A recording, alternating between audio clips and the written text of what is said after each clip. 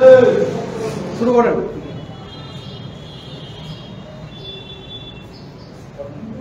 নমস্কার সমস্ত সাংবাদিক বন্ধুদের স্বাগত জানাই। অনেকদিন বাদে আবার আপনাদের আমন্ত্রণ জানিয়ে আপনাদের একটি গুরুত্বপূর্ণ বিষয় তুলে ধরার জন্য এই সাংবাদিক সম্মেলন আহ্বান করেছি। আমাদের রাজ্যে বর্তমান যে সরকার এবং শাসক দল পুরোপুরি দুর্নীতিতে নিমজ্জিত। একটা সরকারের মন্ত্রী বিধায়ক থেকে শুরু করে এই শাসক দলের সর্বস্তরে দুর্নীতি রন্ধ্রে রন্ধ্রে যেভাবে মাথাচাড়া দিয়েছে এবং সংঘবদ্ধ রূপ নিয়েছে, এই বিষয়গুলি বিভিন্ন সময়ে দলের তরফ থেকে এবং আমাদের বিধানসভায় আমাদের দলের বিধায়করা তুলে ধরে রাজ্যের যারা সরকার পরিচালনায় আছেন, বিশেষ করে রাজ্যের মাননীয় মুখ্যমন্ত্রী এর একটা বিহিত আমরা আশা করেছিলাম উনি পদক্ষেপ নেবেন, কিন্তু দেখা গেল রাজ্যের মুখ্যমন্ত্রীর দপ্তর, রাজস্ব দপ্তর, স্বাস্থ্য দপ্তর, শিক্ষা দপ্তর, পূর্ত দপ্তর, আরবান ডেভেলপমেন্ট সহ বিভিন্ন দপ্তরে বিভিন্ন সময়ে এই দুর্নীতির তথ্য উঠে এসেছে এবং এই দুর্নীতিগুলি বিরোধী দলের পক্ষ থেকে এবারের বিধানসভায় যখন আলোচিত হয়, দেখা গেছে আলোচনা করার ক্ষেত্রে তাদেরকে নানাভাবে বাধা প্রদান করা হয়েছে, আলোচ্যসূচি সংক্ষিপ্ত করে দেওয়া হয়েছে। বিশেষ করে রাজস্ব দপ্তরের দুর্নীতি নিয়ে যখন আমাদের বিধায়ক সুদীপ বাবু উত্থাপন করে, এই বিষয়ে ওনাকে কথা বলতে স্পিকার থেকে শুরু করে ট্রেজারি বেঞ্চের সদস্যরা তারা নানাভাবে বাধা দিয়ে এটাকে প্রতিহত করেছে। পরবর্তী সময়ে সুদীপ বাবু সাংবাদিক সম্মেলন করে এই বিষয়টা তুলে ধরেছে। এই বিষয়টা এটা মুখ্যমন্ত্রীর দপ্তর, রাজস্ব দপ্তর, এই দপ্তরে বিশালগড় যেটা সিপাহী জেলার অন্তর্গত, এই জেলার কিছু বিষয় নিয়ে 2023 সালে 12 অক্টোবর প্রদেশ কংগ্রেসের পক্ষ থেকে আমরা একটা দুর্নীতির তথ্য সাংবাদিকদের মাধ্যমে জনগণের কাছে পৌঁছে দেওয়ার জন্য আমরা তুলে ধরেছিলাম এবং সেই তথ্যে তৎকালীন সিপাহী জেলার যিনি জেলা শাসক ছিলেন, ওনার লিখিত যে অভিযোগ, সেই অভিযোগ সচিবালয় রাজস্ব দপ্তরের যিনি উপসচিব ওনার নিকট প্রেরণ করে কিছু ব্যবস্থা গ্রহণ করার জন্য উনি সেখানে ওনার পরামর্শ রেখেছেন। দেখা গেছে দীর্ঘ সময় অতিবাহিত হয়েছে।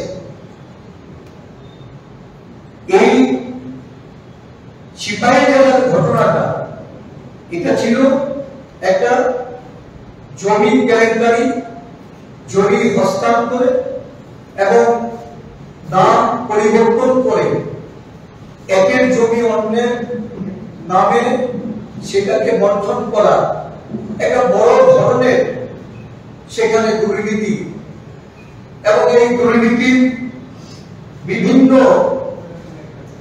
উদাহরণস্বরূপ কতগুলি নির্দিষ্ট সুনির্দিষ্ট কতগুলি অভিযোগ তুলে দিয়ে তার বিহিতের জন্য জেলা শাসক যিনি এই জমির বিনিময় মূল্য 500 থেকে 600 কোটি টাকা শুধু একটা জেলার ক্ষেত্রে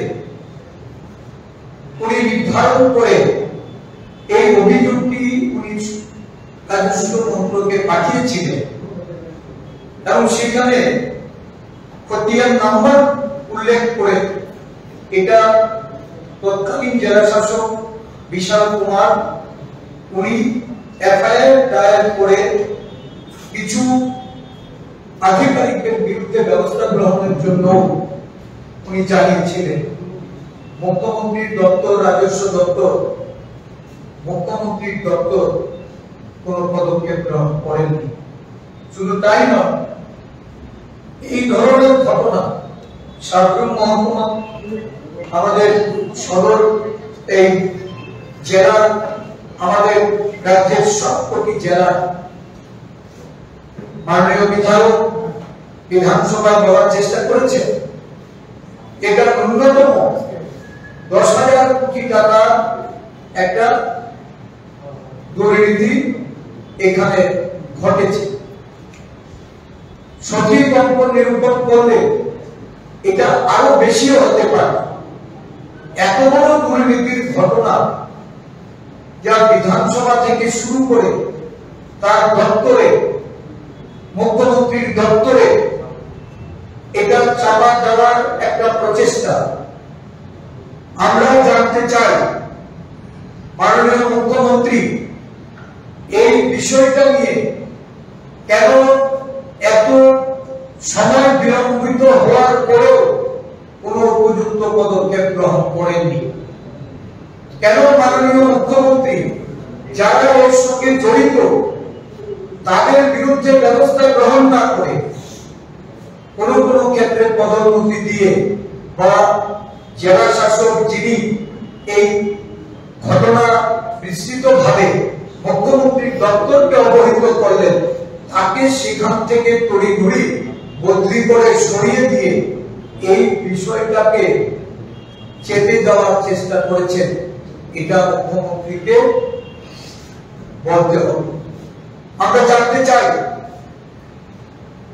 আমাদের বিধায়করা বিধানসভায় এটা নিয়ে আলোচনা করতে পারেননি, কিন্তু পরবর্তী সময়ে তার পূর্ণাঙ্গ তদন্তের জন্য এই ধরনের ঘটনা, এত বড় একটা আর্থিক দুর্নীতি, আমাদের রাজ্যে দুর্নীতি একের পর এক সংঘটিত হচ্ছে। কেন্দ্রীয় বিশ্ববিদ্যালয়ের চাকরি সংক্রান্ত দুর্নীতি, ত্রিপুরা মেডিকেল কলেজে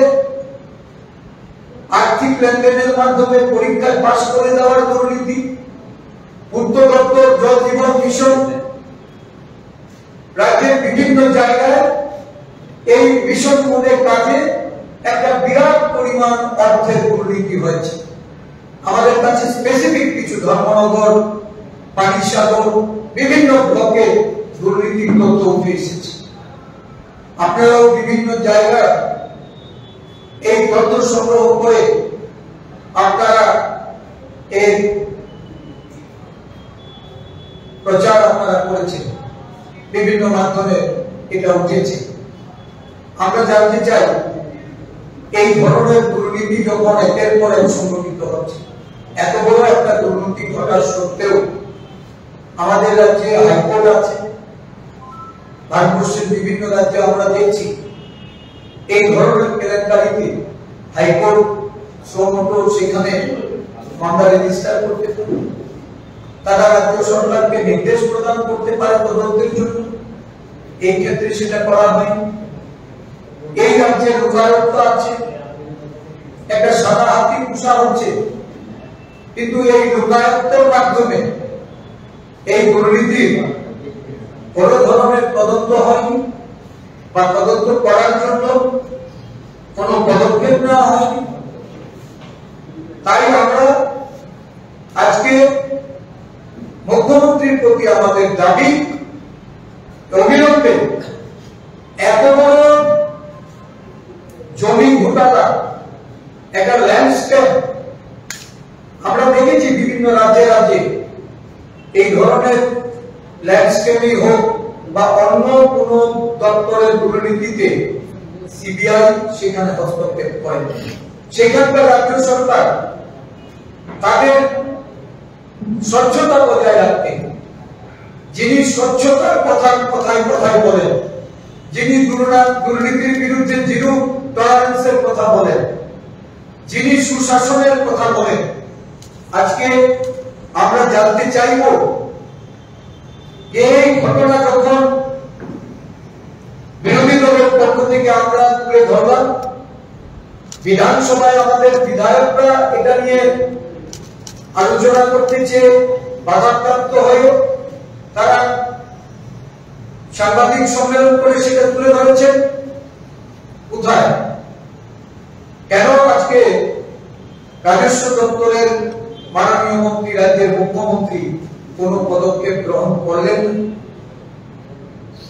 কেন আজকে এই ঘটনা মুখ্যমন্ত্রী সিবিআই কে দায়িত্ব দেবেন না তার সত্য উদ্ঘাটন করতে, এবং যারা এর জন্য এফেক্টেড তাদের ক্ষতিপূরণ, এই জমির মালিকানা নির্ধারণ, এবং যারা এই দুর্নীতিতে যুক্ত তাদের বিরুদ্ধে কঠোর শাস্তির ব্যবস্থা কেন আজকে করতে রাজ্যের মুখ্যমন্ত্রী উনি এগিয়ে আসবেন না?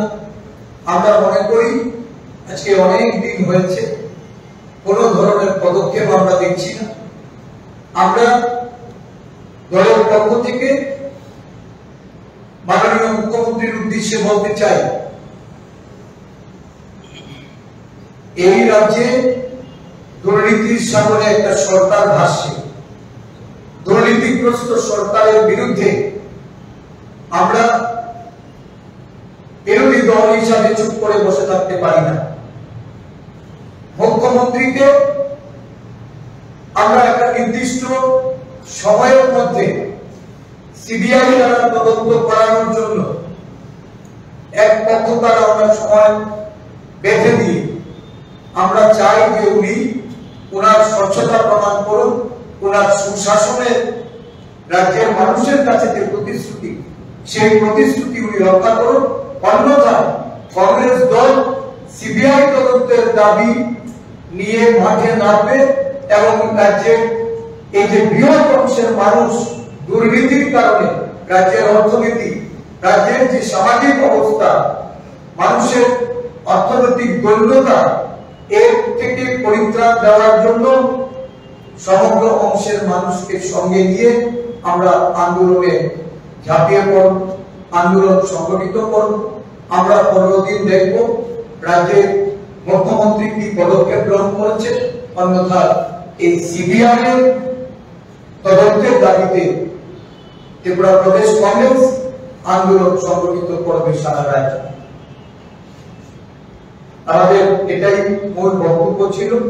আরো জল জীবন মিশন নিয়ে দেখছেন সারা রাজ্য জুড়ে আজকে মানুষ জলের জন্য হাহাকার। একটা নির্দিষ্ট এই যে বোরিং এর জন্য, স্মল বোর হোক বা ডিপ্লুয়েবল বোরিং হোক, যে নির্দিষ্ট বোরিং এর জন্য টেন্ডার দেওয়া হয়, দেখা যাচ্ছে ধর্মনগরের মতো জায়গাতে এই টেন্ডার তার যে অতিরিক্ত ব্যয় বরাদ্দ এটা বাড়িয়ে টেন্ডার প্রদান করা হয়েছে, আর কাজ করার ক্ষেত্রে এটা নিম্নমানের কাজ করা হয়েছে।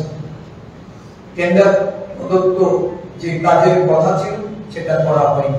আমাদের কাছে সেখানে বিভিন্ন তথ্য রয়ে গেছে, আপনি চাইলে সেই তথ্য আমরা দিতে পারবো। মেডিকেল কলেজ বিশ্ববিদ্যালয় নিয়ে এখন একদিক থেকে যেমন কেন্দ্রীয় সরকারের হস্তক্ষেপ শুরু হয়েছে, কিন্তু রাজ্যের সরকার কোন উপযুক্ত পদক্ষেপ নিয়েছেন বলে সেটা আমাদের জানা নেই। তাই আমরা এই দুর্নীতিগ্রস্ত সরকারের বিরুদ্ধে গণ আন্দোলন সংগঠিত করার জন্য আমাদের প্রয়াস করতে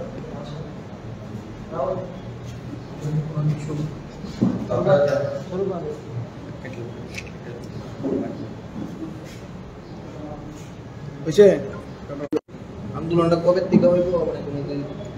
আমরা এক পক্ষটা আমরা দেখব, যেহেতু রাজ্যের মুখ্যমন্ত্রী সবসময় বলে থাকেন যে উনি স্বচ্ছতার সঙ্গে কোনো ধরনের আপোষ করবেন না, জিরো টলারেন্স নীতি নিয়ে উনি কাজ করছেন। তো আমরা 15 দিন অপেক্ষা করবো, 15 দিন বাদে আমরা কি ধরনের আন্দোলন হতে পারে? একদম গণ আন্দোলন, প্রতিটা ক্ষেত্রে যেখানে যা দুর্নীতি, সেই দুর্নীতি তো অলরেডি আমাদের কিছু কিছু ব্লক আমরা ভূতজল অভিযানের ঘোষণা দিয়েছিলাম। এই ভূতজল অভিযানের মধ্যে তারা জলের জন্য, রেগার চুরির জন্য, বিভিন্ন জায়গায় দুর্নীতির বিরুদ্ধে তারা মাঠে নেমে পড়েছে। আমরা নতুন নববর্ষ উদযাপন করার সাথে সাথে এই দুর্নীতিগ্রস্ত সরকারের বিরুদ্ধে গণ আন্দোলন আমরা শুরু, যতক্ষণ না অবধি আমরা সিবিআই কে দিয়ে এই তদন্তের জন্য রাজ্য সরকার এটা প্রেরণ না করবেন, আমরা আন্দোলন শুরু। ধন্যবাদ সবাইকে।